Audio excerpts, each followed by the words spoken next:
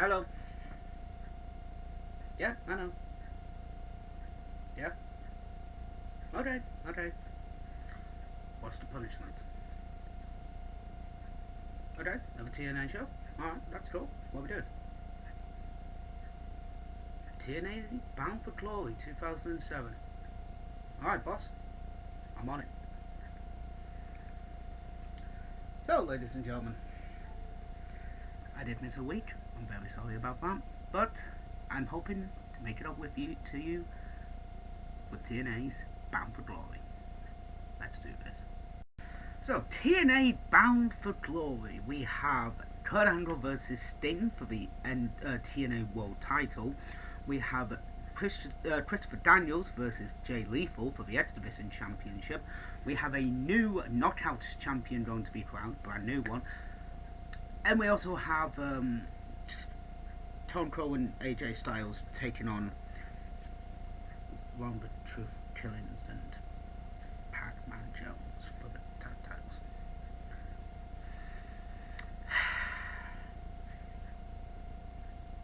Yay for the tag title match.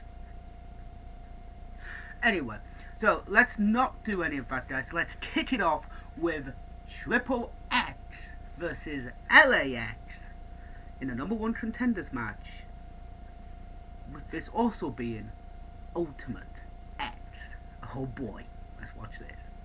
So we just had LAX versus Triple X for the number one contendership to the tag team titles, and my word, this was fun. This was a great opening contest, I thought, entertaining. Both these teams were in different eras of NWA in TNA. Triple H was more known for the NWA TNA era, and LAX was known for the TNA era, basically. But all four men have crossed paths before.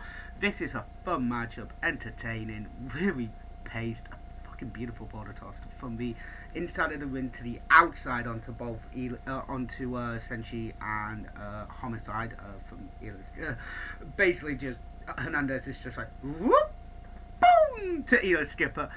Elias Skipper with a crossbody from the top of the structure of one of the corners of the Triple X of the Ultimate X crossbody. That was nice. Warrior's Way from Senshi onto Homicide. Again, Hernandez climbs up, gets the X, throws it down. They are the new number one contenders. They will challenge the winners of the tag team title match between Tom Cole and AJ Styles, or one of the Truth Killings and Pac-Man Jones. Yay. Oh, you know what? I'm going to get this over and done with now before the tag team title match. So, Adam Pac-Man Jones in TNA. So, at this point in time, Adam Pac-Man Jones was suspended from the NFL for a year for an incident in a nightclub. Basically, be on end all, he was making it rain. I think I've said this in the on the channel before, but if not, and if you're new here, number one, welcome, and number two, here's the story. So, Adam Pac-Man Jones was making it rain in a nightclub, and the girls were picking up the money. And this angered Pac-Man Jones, for whatever reason, because he's a prick, and basically turns around and a massive brawl ensues.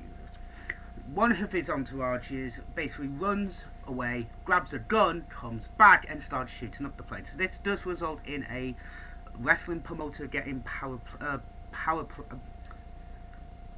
basically getting paralyzed from the waist down. He's in a wheelchair at this moment in time. He was arrested, so TNA decided, let's bring him in. Unfortunately, the NFL were not happy about this. So this would be at, it was at No Surrender, I believe, 2007. They basically had police there. The NFL genuinely ordered for police to be at the building, so then no issues, no problems would happen with Pac-Man Jones. Pac-Man Jones wasn't even supposed to be wrestling. Like, he was supposed to be in the ring and stuff. The NFL outright banned it from TNA. They could not have Pac-Man Jones wrestle in any form in any which way form whatsoever. So when they actually won the titles, it was Ron the Truth Killings doing a lot of stuff, but luckily Sting and Kurt Anderle were the tag team champions. We'll get to that one in a minute. We'll get to that story in our main event. And basically, Kurt turned on Sting, and that's how I think it was actually Pat Jones that got the pin, I believe, or it was Ron. I can't remember which one, or the Truth. I can't remember which one. But one of them got the pin. That's how they became tag team champions. Now they've built this matchup as Ron the Truth Killings versus and R-Truth taking on these two guys. So how are we going to get around that? We'll see in the tag team title match. It's actually pretty fun. I have to admit that one. So again, getting back to this, it was fun. We had a rundown of the match card. We've got now Christian Cage, AJ Styles, and Tonko actually holding one half of the IWGP Tag Team Championships, which he held with the former Albert, if I recall. So yeah, we're getting promos from Christian. He is taking on Samoa Joe tonight with Matt Morgan as the referee. That must be a winner. We'll see who wins that. And let's not waste any more time, guys. Let's get to our next contest. I smell Russo! Hooray! Another card with Russo on it. It's time for the Fight for the Right. Oh my god, I forgot about this. So, Fight for the Right basically is a reverse battle royal. 16 men start on the outside of the ring. The first 8 that manage to get into the ring will compete in a normal battle royal. And then they will have a singles match at the end of it to determine who gets to move on to the tournament. Basically, why don't you just have a normal battle royal, have 16 men in it, and whoever wins, 16 takes on first, and so on until you get to 7 and 8, and that's how you claim the number 1 contendership. It's fucking TNA trying to be too special and trying to be, yay, we're different. No, just put 16 men in a fucking ring and go, there you go, have a battle royal. Anyway, let's do this. Oh, Motor City Machine Guns, fuck yeah. Love the Motor City Machine Guns. Bit of a trivia for you, they were originally known as the Murder City Machine Guns before they changed the name, for obvious reasons. So, who's coming out? Oh, yeah, it's VKM, Voodoo Kid Mafia. Hooray! Oh, God, Kid James. What are you wearing, mate? Alright, let's get to this matchup. Okay, so we just had the first part of this match happen. We have Junior Fatu, Eric Young, Kaz, Lance Hoyt, Junior Fatu, Eric Young, Lance Hoyt, James Storm, Robert Roode, Alex Shelley, Chris Sabin, and I think I haven't said Eric Young. It's either Eric Young or Kaz I haven't said. So these are the 8 men that have qualified. We have got the Battle Royal portion starting now. Eric Young just slapped Junior Fatu's arse. It's a sentence I never thought I'd say, ladies and gentlemen, in my lifetime. Storm gets eliminated first, so let's carry on with the get into the final 2. So, the Battle Royal part of the match, we had James Storm eliminated first, and Junior Fatu, who wouldn't even enter the tournament. He would have this match, and that's it for his TNA career. He would be replaced by, I believe it was either Chris Harris or Christian Cage, I can't remember which one. Chris Sabin was eliminated third. Kaz, K-A-Z, was eliminated fourth. Lance Hoyt was eliminated fifth, and Alex Shelley has just been eliminated. So we have Robert Roode versus Eric Young to determine the first place seeded for this match. 1, 2, and nope, kick out. So let's carry on with this match. So Eric Young. Yes, Eric Young has just won the Fight for the Right tournament, basically the first half of the show. Robert Roode would be placed number 4. So the way it works is, first would take on 8th, so that's Eric Young taking on James Storm. Second would take on 7th, which is, if I recall, Robert Roode versus Junior Fatu. Third would take on 6th, which is Shelley versus either Shelley or it was Sabin versus Shelley, so Shelley versus Sabin, and fourth would take on 5th, which is Lance Hoyt versus Kaz. They would go to the finals. I believe the final would be a ladder match for the contract, which would be Kaz versus Christian Cage of all people. If I recall, around this time in 2008. But yeah, very entertaining. So let's not waste any more time. It was a match. I mean, they tried to be different, granted, but it's like. So let's do the. I believe this is the tag title match. So it is AJ Styles and Tom Crow taking on One for Truth Killings, and somehow he hasn't even wrestled a fucking match. Adam Pac-Man Jones. Holy fuck. Okay, so they've basically said that, yeah, they even admitted it that Pac-Man couldn't wrestle on TNA TV. So, One for Truth Killings announces that there is going to be a substitute for Pac-Man Jones by the name of Consequences Creed. Why do I have the feeling I've heard that name before? Or more importantly, why do I have the feeling I may have seen this wrestler before? So let's not waste any more time, guys. Let's get to the tag team title match. Okay, so we just had the match, AJ Styles and Tonga versus One for Truth Killings and Consequences Creed. It still looks familiar, don't know why. Anyway, yeah, fuck Mike today for coming, picking up the cash like a dancer in the club. Wow, Mike today, wow. That was very on point after what happened to get motherfucking Adam Jones banned from the NFL for a year. Match itself, it's a fun matchup, don't get me wrong, entertaining. My god, it was literally fucking 15 seconds and then cut to the back to deal with the angles. We'll talk about that in the main event. But yeah, you know, this was entertaining. Adam Jones gets involved, obviously. You know, makes it rain. Fuck off. Just genuinely fuck off. That is so disrespectful and tasteless. And I genuinely just looked up and saw Angelina Love talking to Kevin Nash. Okay, that was the wrong timing for that one. So yeah, this was an okay match. AJ Styles and Tonka win, obviously, get the pin on One for Truth Killings. But that Consequences Creed guy, I have no idea who he is. Oh! It's Austin Creed from WWE! I know I was making a joke, ladies and gentlemen. Ah, he looked really young in 2007, obviously. So, yes, we will have our next matchup. Don't know who it's going to involve or what it's going to be, but let's get to it, ladies and gentlemen. So we just had Christopher Daniels versus Jay Lethal for the X Division Championship. This was fun.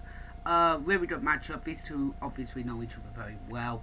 And again, X Division was always damn good in this day and age, especially in TNA. Again, AJ Styles, Samoa Joe, Christopher Daniels, the Unbreakable Freeway from 2004 to 2006 2007. That was an awesome matchup. The Guns, mostly Machine Gun, fucking love them.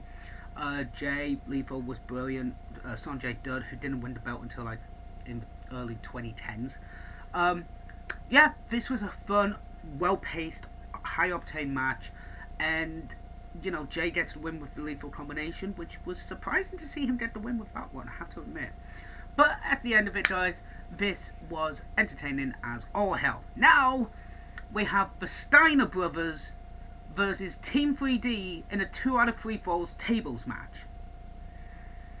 2007 fucking Bound for Glory for you, ladies and gentlemen. Let's watch this match. So we just had the Steiners versus Team 3D 2 out of 3 falls tables match. They actually do a very good thing here. So Scott Steiner's on the ring apron on the table, and it falls over. And the commentary do a very good job saying that you have to physically put somebody through the table instead of that happening, because that would have been a shit way the match ended. But this was entertaining. 3D from Team 3D onto Rick to get the first table out the way with. Then a freaking Frankensteiner from Scott onto Bully Ray gets the second fall. Third fall. Obviously, Scott is got the trachea injury, so he's going through there. He's on the table, and the Motor City Machine Guns just run out and go, oi, oi, oi, stop it, dickheads, you know, look at us, Motor City, motherfucker. Jesus Christ, is that Velvet Sky? Fucking hell, we've got the gauntlet coming up now for the knockout title. Fucking hell, that is Velvet! Oh my god, that is Velvet Sky, before she was known as Velvet Sky. Jesus Christ almighty, that is, wow, that is something I never thought I'd see, ladies and gentlemen. But yeah, it's weird to see Velvet Sky, but before she was Velvet Sky, very, very weird. So yeah, Motor City Machine Guns come out, they go, oi, look at us dickheads, and then Steiners win. This would start a feud with Team 3D and the Motor City Machine Guns. Jay Lethal would be added to it, Johnny Devine would be added as a way to get the X Division title into Team 3D, and that would carry on into the end of it. And yeah, that would be a really fun tournament. Oh my god, Awesome Con is in TNA. Fuck yes. Oh, this is the start of Awesome Con versus Gail Kim. Yes! I remember this feud. Oh, that feud was awesome. Cannot wait for that. To watch some of those matches. Yes, Awesome Con versus Gail Kim was feud of the year in 2008, if I recall. So yes, Taylor Madison. Jesus Christ, that is Velvet Sky before she was Velvet Sky. Fuck me. Fucking hell. So yes, it is the gauntlet to be crowning the new Knockouts champion. So let's not waste any more time, guys. Let's get into it.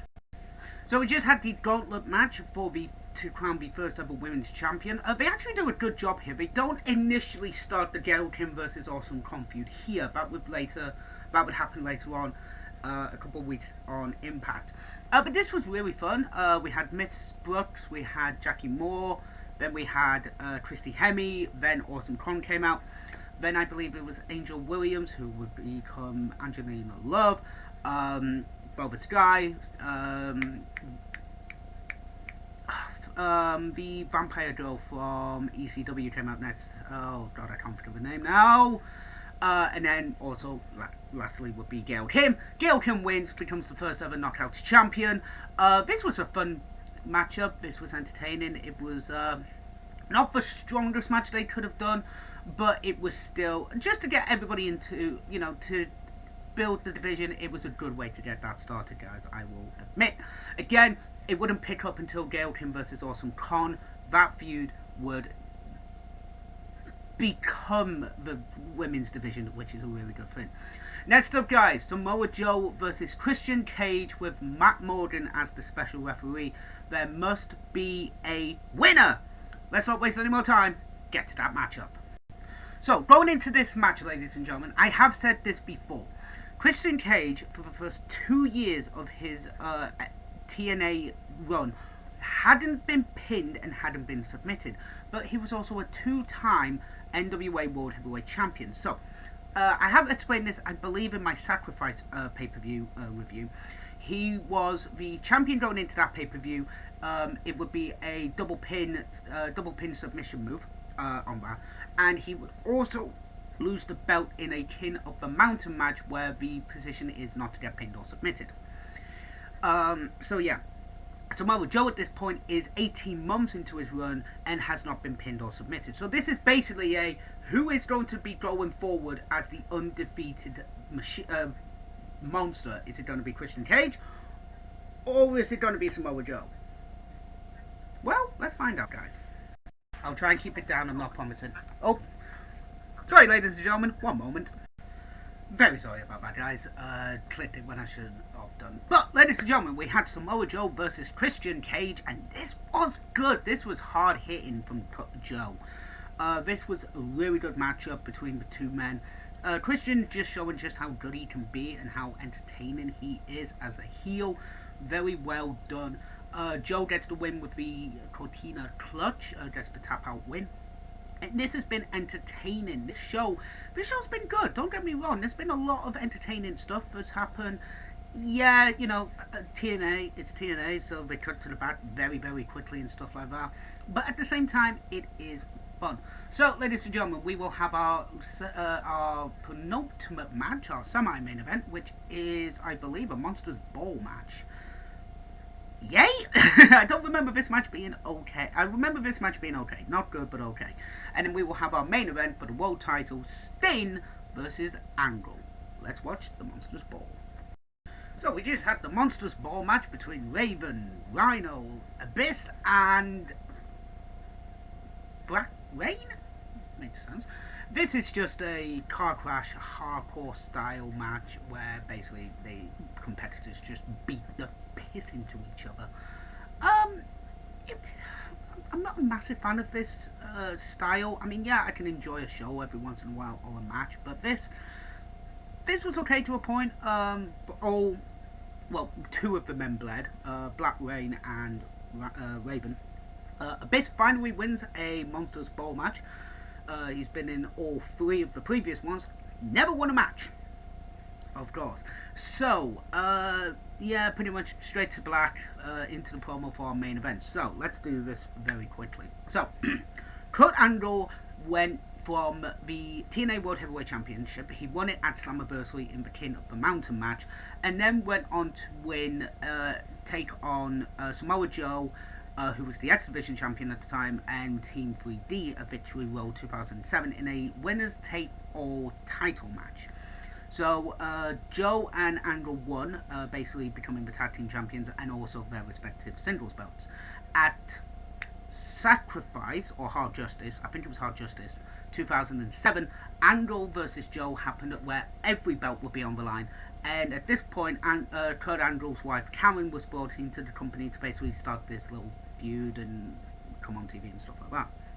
But at the same time, around June, Angle had won the IWGP World Heavyweight Championship, the IGF belt, Inoki's belt, which Brock Lesnar took from New Japan Pro Wrestling. That's a whole different story we'll get into later. So he was walking around with the IWGP belt on TNA TV. Hard Justice happened, Angle wins all the belts. Then at Sacrifice, I want to say, it was Angle competed in 3 matches where he would put all the belts on the line. Leading into it, Sting would become Angle's tag team partner to face Team Pat-Man Jones and one or two killings. So Jay Lethal also had a matchup as well for the X Division title, which Jay Lethal won, leading into the show tonight. Team Pat-Man won the belts. Angle retained the world title belt against Abyss, if I recall it was Abyss, who got the title shot. So, going further into this, Sting would allegedly hit Karen. He never did. Never did. It was just seemed that way, and Karen pretended to be hit by Kurt, which lead into the feud, which then turns out that they start arguing, which is like nails on a chalkboard, which leads to this show. So that is the very brief history of this feud, and we are going to have Kurt versus Sting for the belt. Let's do it now. So I just had Sting versus Kurt Anderle for the world title, and this was fun, bar the goddamn run-in from Kevin Nash and Karen Anderle. This was fun. Sting versus Anderle, it always will be fun, but at the same time it's like, oh, how do you do this match in 2007 and make it okay? And you know, they did a good thing. You know, Sting's the new champ, that's fair. There would be a new belt design, I think. I could be wrong on that one.